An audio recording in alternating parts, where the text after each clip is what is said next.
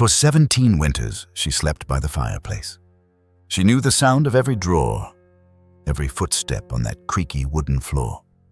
She was there for birthday mornings and snow days, for the nights when someone in the house cried and didn't know why. Her name was Mochi, and once she was family. But time has a quiet way of turning warmth into silence. One day the toys were boxed up. The girl she used to follow around packed a car and drove off to college. The house grew quieter, slower. And then one morning, without warning, Mochi was placed in a crate driven through falling snow and left behind in a cold shelter cage. No goodbyes, no blanket, just the echo of a life that was no longer wanted. Most people don't notice the cats who no longer beg to be seen. The ones who don't meow. The ones who no longer rise when a door opens. At Jackson Creek Shelter, Mochi was just that quiet, still fading. She hadn't eaten in days. No one stopped at her cage. Until one woman did. She wasn't looking to adopt. She hadn't even planned to stop. But fate doesn't ask for permission. And sometimes two broken things recognize each other long before they understand why. This is not just the story of an old cat. It's the story of how someone walked away from love and how another person walked toward it. Of how a life that looked finished had something left to give. And maybe how in saving someone else we sometimes end up saving ourselves. Let me take you back to where it all began. Because once upon a December morning, in a forgotten shelter corner, something quietly extraordinary happened. Mochi wasn't just a cat. She was the softest part of childhood, the constant heartbeat in a busy home. The Matthews family adopted her when their daughter Autumn was only 6 years old.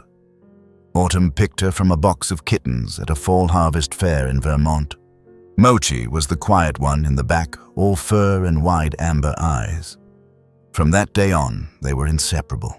Mochi slept at the foot of Autumn's bed, curled under her knees during thunderstorms, sat by the window every afternoon, waiting for the school bus to come rumbling up the gravel drive.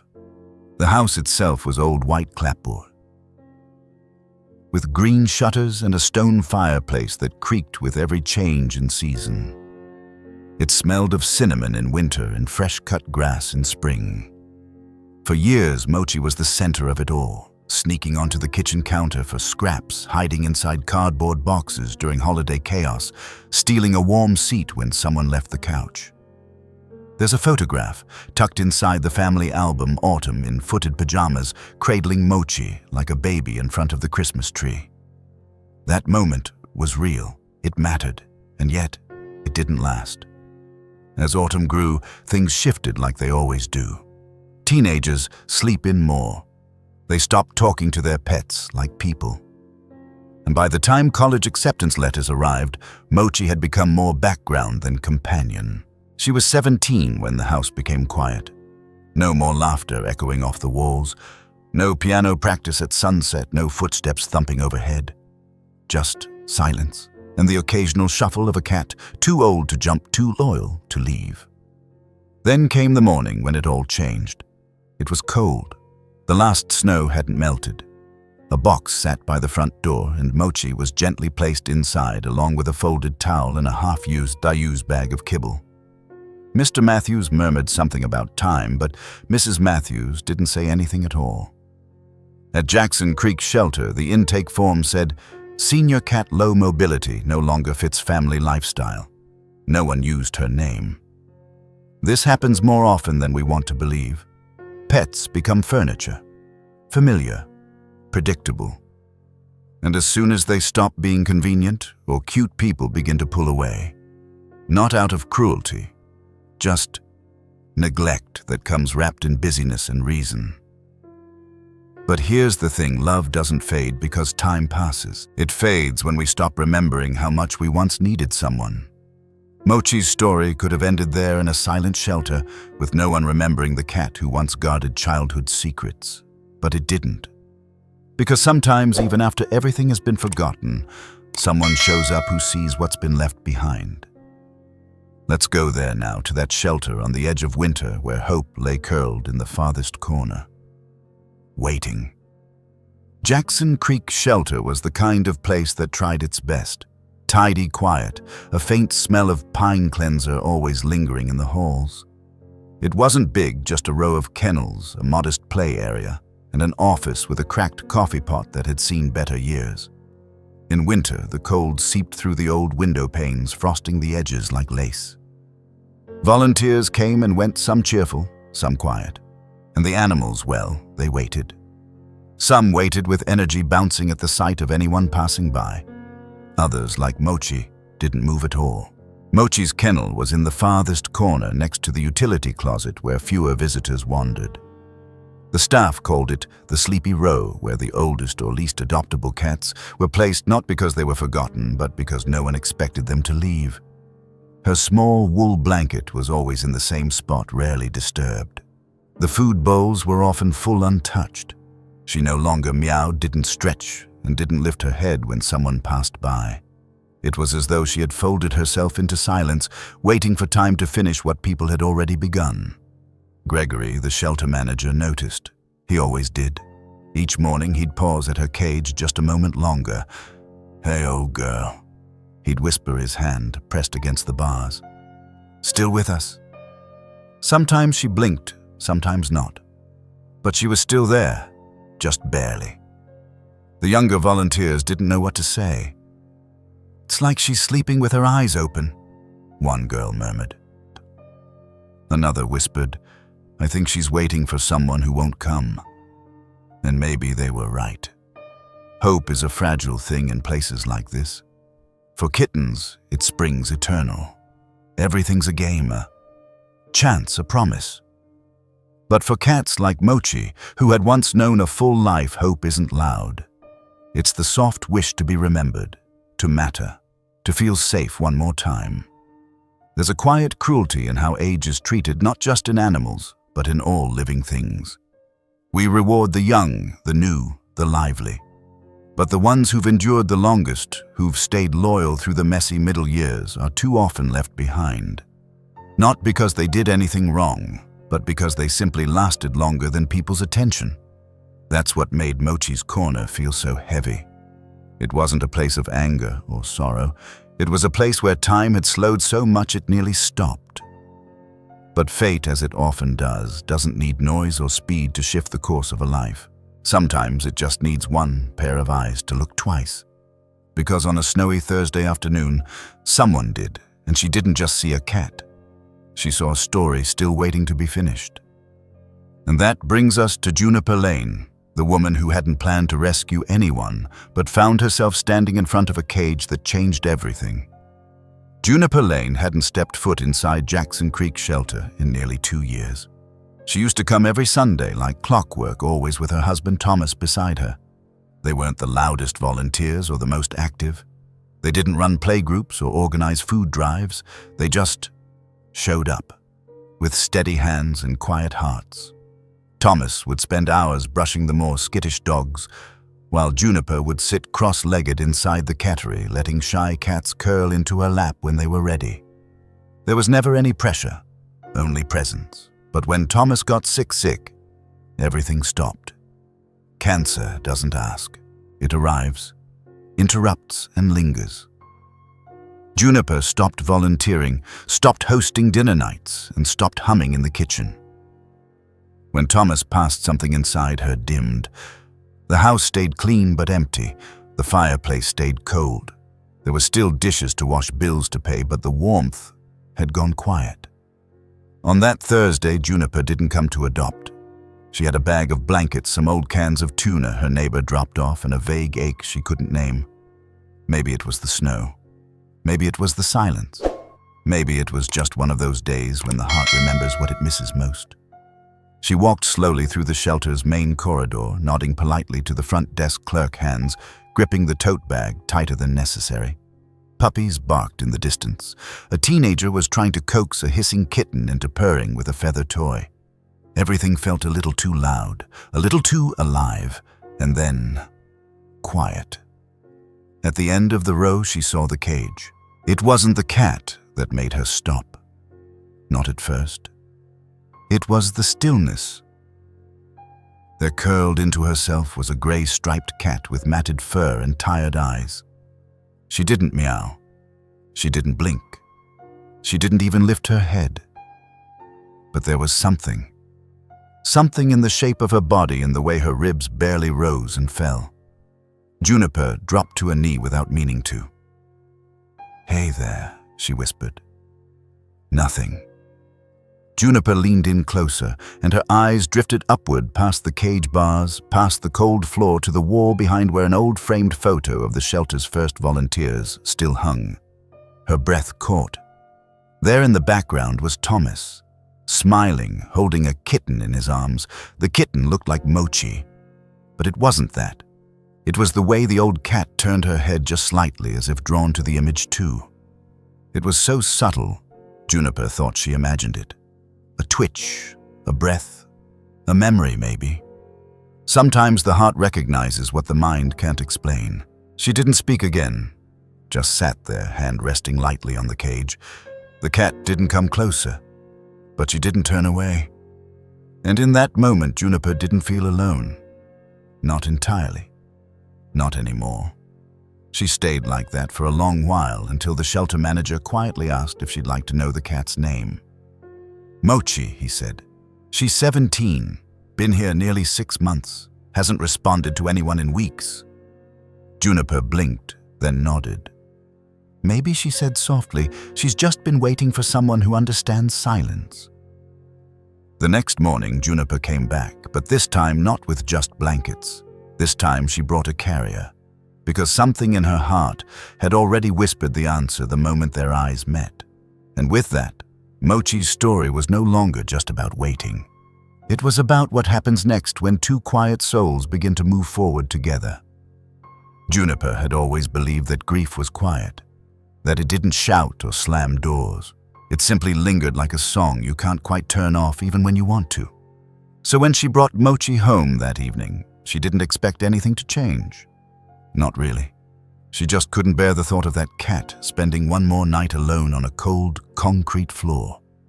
Her house hadn't changed much since Thomas passed.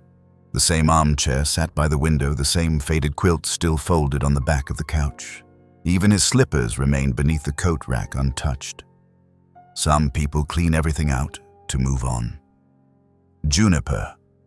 She had chosen to live among the echoes. She carried Mochi inside, carefully setting the carrier down in front of the fireplace. "This is home," she said gently, unsure whether she meant it for the cat or herself. Mochi didn't move. Her body was so light, it felt like holding a shadow. Juniper opened the door and let her out, but the cat stayed curled tight like a breath never fully exhaled. Juniper didn't push. She simply placed a soft fleece blanket nearby and sat on the floor watching the fire crackle. Minutes passed, then hours. Stillness wrapped the room like a second skin. It was late, just past midnight when it happened. Juniper had dozed off on the couch, her book splayed open on her chest when a faint noise stirred her. A soft shuffle. She blinked and sat up slowly. Mochi was no longer in the carrier.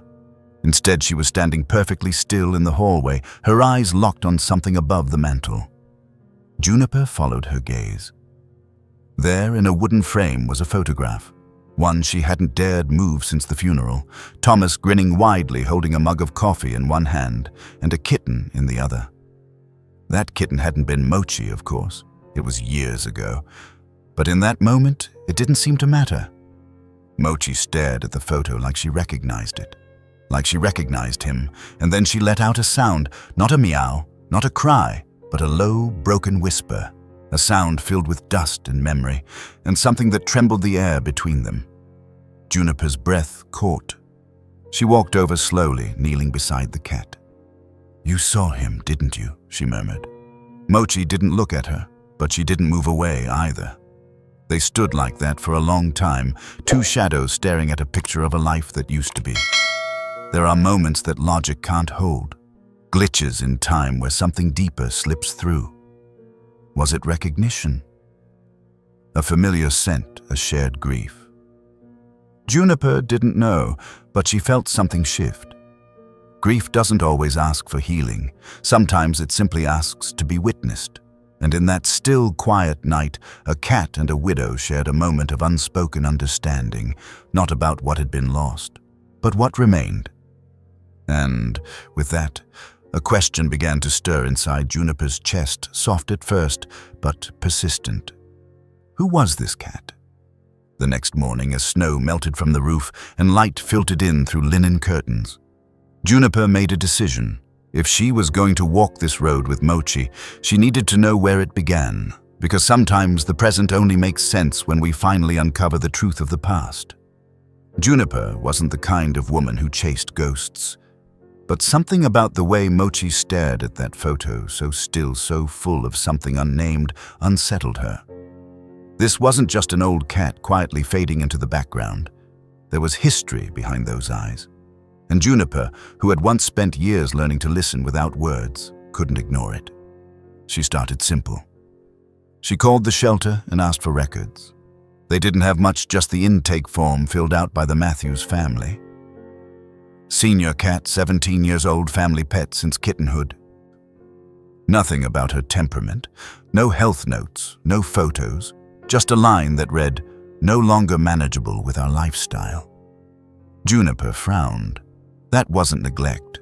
That was something colder, like brushing off an old coat you no longer wanted to wear.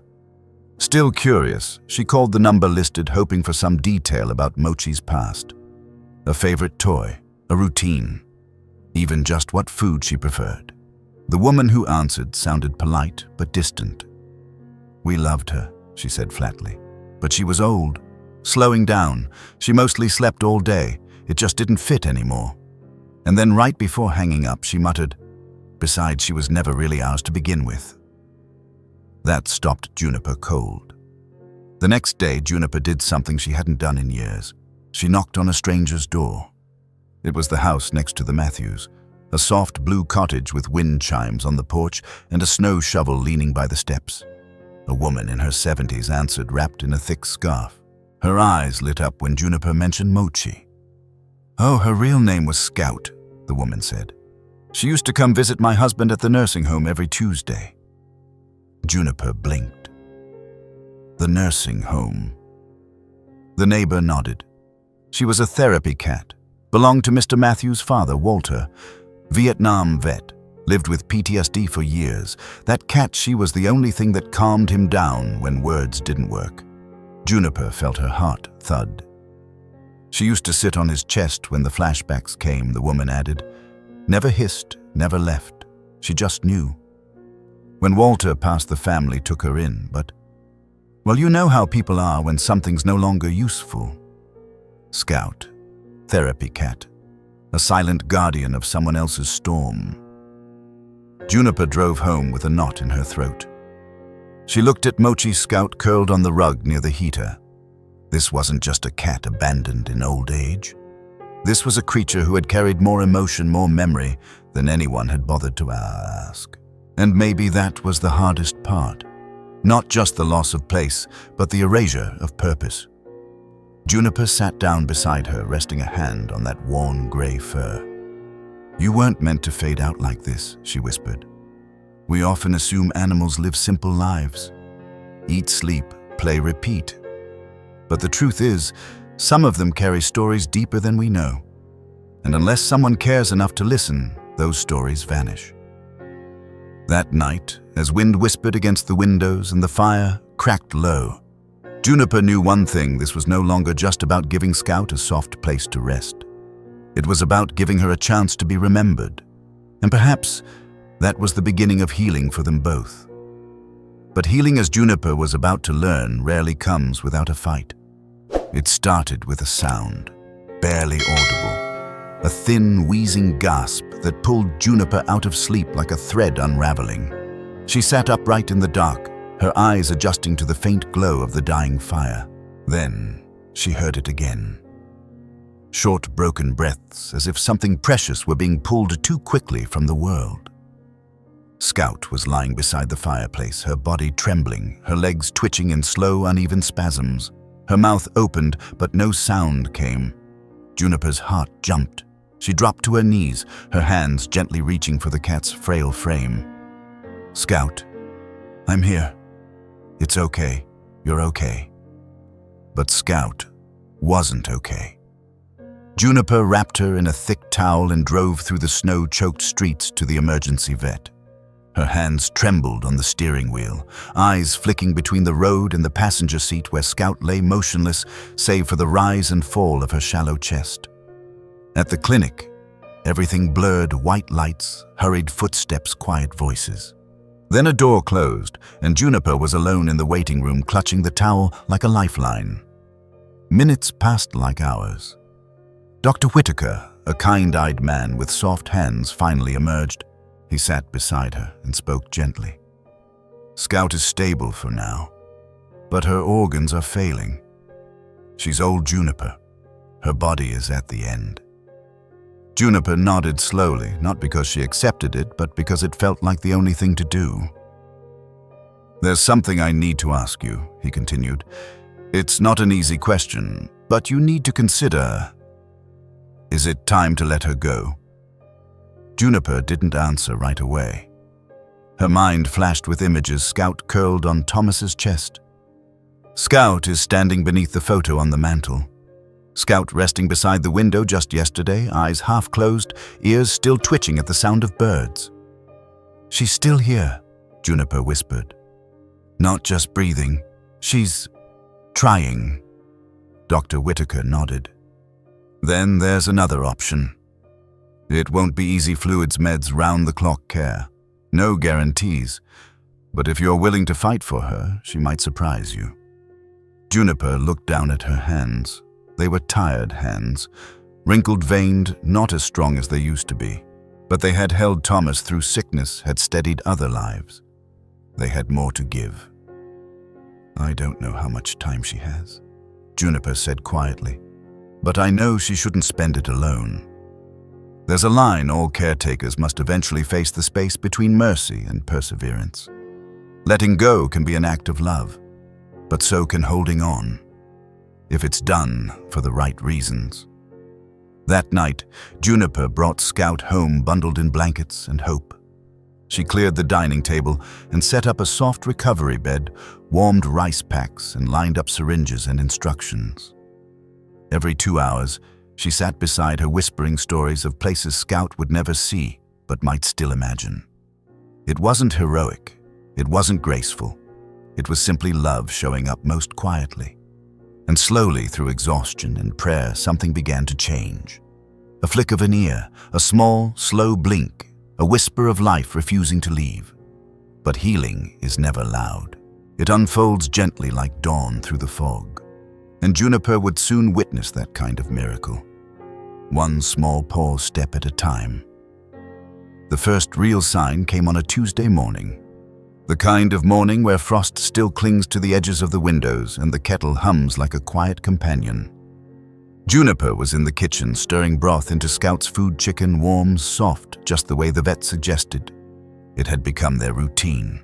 Wake up, heat broth, hand feed one spoonful at a time, whisper encouragements between sips of coffee and silent prayers. She set the bowl down near the fireplace, not expecting much. For days now, Scout had eaten only when Juniper brought the food to her mouth.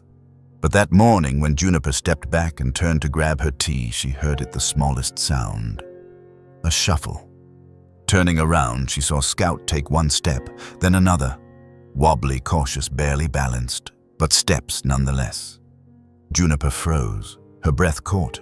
The bowl remained untouched on the mat, but Scout had moved. On her own.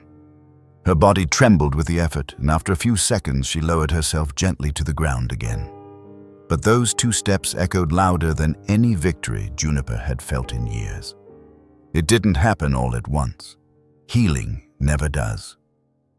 Some days Scout stayed curled in her blankets, too tired to lift her head. Other days she would surprise Juniper by standing near the window, watching the wind stir the pine trees. Juniper started opening the curtains wider, letting in more sun and arranging cushions to catch the light. Little by little, the house began to feel like it was breathing again. They built a rhythm. Mornings were for warm meals and stretching. Afternoons, Scout would nap, while Juniper read aloud, sometimes from Thomas's old journals, sometimes from whatever library book she had on hand. At night, they sat by the fire, the silence no longer heavy but shared. Juniper learned to celebrate the smallest things, the flick of a tail when a bird landed outside, the soft rumble of a purr that took nearly a month to return, the way Scout would now look up when her name was called. She didn't need leaps or loud moments. These were the miracles that mattered, quiet victories whispered in pause steps and glances. Something is humbling about witnessing recovery in its gentlest form. It teaches patience, yes, but more than that, it teaches presence. To notice, to appreciate, to be still enough to catch joy in its most fragile expressions. And with every small gain Scout made, Juniper felt her heart thawing. The ache of loss didn't vanish, but it softened. In nurturing Scout back to life, she'd unknowingly allowed herself to begin healing too. Spring crept in slowly that year. The snow melted without announcement. Buds appeared on the lilac bush outside the porch.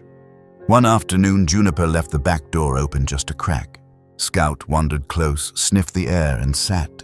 Just sat, listening to the world that waited beyond. She wasn't just surviving anymore. She was noticing, exploring, choosing to be here.